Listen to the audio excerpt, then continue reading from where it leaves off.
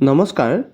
অসমৰ ইতিহাসৰ 6 নম্বৰ খণ্ডৰ প্ৰথম প্ৰশ্নটো হৈছে কোনগৰাকী আহোম ৰজাৰ ৰাজত্বকালৰ পৰা আহোম ৰাজকাৰ্যত শকাব্দ ব্যৱহাৰ কৰা হয়? ইয়াৰ 4টা অপশ্যন দিয়া আছে।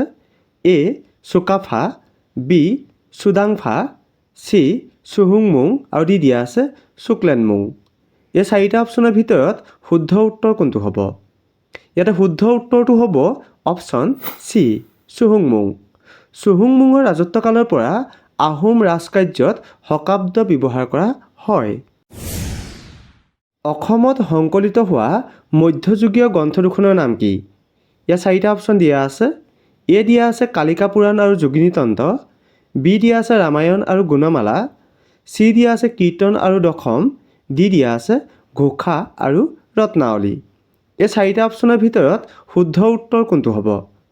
ইয়াত শুদ্ধ উত্তৰটো হ'ব অপশ্যন এ কালিকা পুৰাণ আৰু যোগিনীতন্ত্ৰ। অসমত সংকলিত হোৱা মধ্যযুগীয় গ্ৰন্থ দুখনৰ নাম হৈছে কালিকা পুৰাণ আৰু যোগিনীতন্ত্ৰ। ডুবি তাম্ৰলিপি কাৰ দিনৰ আছিল? ইয়াৰ 4টা অপশ্যন দিয়া আছে। এ পুষ্যবৰ্মন, বি ভাস্কৰ বৰ্মন, চি ব্ৰহ্মপাল আৰু ডি দিয়া আছে ৰত্নপাল। এই 4জনৰ ভিতৰত শুদ্ধ উত্তৰ কোনটো হ'ব? ইয়াত শুদ্ধ উত্তৰটো হ'ব অপশ্যন বি ভাস্কৰ বৰ্মন। ডুবি তাম্ৰলিপি ভাস্কৰ বৰ্মনৰ দিনৰ আছিল। কুৰুক্ষেত্ৰ যুদ্ধৰ সময়ত প্ৰাগজ্যোতিষপুৰৰ ৰজা কোন আছিল? ইয়াত 4টা অপশ্যন দিয়া আছে। এ দিয়া আছে বাণৰজা, বি দিয়া আছে ঘটকাসুৰ, চি দিয়া আছে ভগদত্ত আৰু ডি দিয়া আছে নৰকাসুৰ। এই 4জনৰ ভিতৰত শুদ্ধ উত্তৰ কোনটো হ'ব? ইয়াতে শুদ্ধ উত্তৰটো হ'ব অপশ্যন চি ভগদত্ত। কুৰুক্ষেত্ৰ যুদ্ধৰ সময়ত প্ৰাগজ্যোতিষপুৰৰ ৰজা ভগদত্ত আছিল। নিধানপুৰ শিলালিপি কাৰ দিনৰ? ইয়াতে 4টা অপশ্যন দিয়া আছে। এ পুষ্যবৰ্মন, বি ভাস্কৰ বৰ্মন, চি পুৰন্দৰ সিংহ আৰু ডি দিয়া আছে গদাধৰ সিংহ। এই 4টা অপশ্যনৰ ভিতৰত শুদ্ধ উত্তৰ কোনটো হ'ব? ইয়াত শুদ্ধ উত্তৰটো হ'ব অপশ্যন বি ভাস্কৰ বৰ্মন। নিধানপুৰ শিলালিপি ভাস্কৰ বৰ্মনৰ দিনৰ। গুৱাহাটীত অৱস্থিত দীঘলী পুখুৰী কোনে খন্দুৱাইছিল? ইয়াতে 4টা অপশ্যন দিয়া আছে। এ নৰকাসুৰ, বি ভীষ্মক, চি বানাসুৰ আৰু ডি দিয়া আছে ভগদত্ত। এই 4জনৰ ভিতৰত শুদ্ধ উত্তৰ কোনটো হ'ব? ইয়াত শুদ্ধ উত্তৰটো হ'ব অপশ্যন ডি ভগদত্ত। গুৱাহাটীত অৱস্থিত দীঘলী পুখুৰী ভগদত্তই খন্দুৱাইছিল। কোনগৰাকী আহোম ৰজাক দিহিঙীয়া ৰজা বুলিও জনা যায়? ইয়াত 4টা অপশ্যন দিয়া আছে। এ চুহুংমুং, বি চুডাংফা, চি চুকাফা আৰু ডি দিয়া আছে চুকলেনমুং। এই 4জনৰ ভিতৰত শুদ্ধ উত্তৰ কোনটো হ'ব? ইয়াত শুদ্ধ উত্তৰটো হ'ব অপশ্যন এ চুহুংমুং।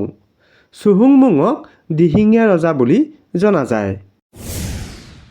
স্বৰ্গদেউ প্ৰতাপ সিংহই সৃষ্টি কৰা বৰবৰুৱা পদৰ প্ৰথমগৰাকী বৰবৰুৱা কোন আছিল? ইয়াত 4টা অপশ্যন দিয়া আছে। এ মোমাই তামুলী, বি লালুকসোল্লা, চি বদন আৰু ডি দিয়া আছে লাচিত।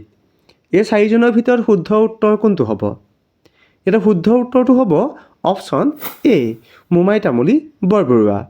স্বৰ্গদেউ প্ৰতাপ সিংহই সৃষ্টি কৰা বৰবৰুৱা পদৰ প্ৰথমগৰাকী বৰবৰুৱা আছিল মোমাই তামুলী বৰবৰুৱা। নালন্দা মাটিৰ মোহৰ কাৰ দিনৰ? ইয়াতে 4টা অপশ্যন দিয়া আছে। এ পুষ্যবৰ্মন, বি পুৰন্দৰ সিংহ, চি ভাস্কৰ বৰ্মন আৰু ডি দিয়া আছে নীতিপাল। এই 4টা অপশ্যনৰ ভিতৰত শুদ্ধ উত্তৰ কোনটো হ'ব? ইয়াত শুদ্ধ উত্তৰটো হ'ব অপশ্যন চি ভাস্কৰ বৰ্মন।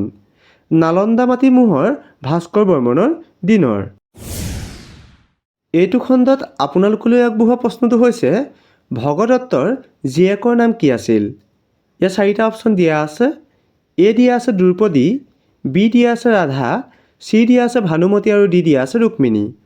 এই 4টা অপশ্যনৰ ভিতৰত শুদ্ধ উত্তৰ কোনটো হ'ব আপোনালোকে কমেণ্ট কৰি জনাব। আৰু যিসকলে ভিডিঅ'টো চাই ভাল লাগিলে আগলৈ শ্বেয়াৰ কৰি দিব। ধন্যবাদ।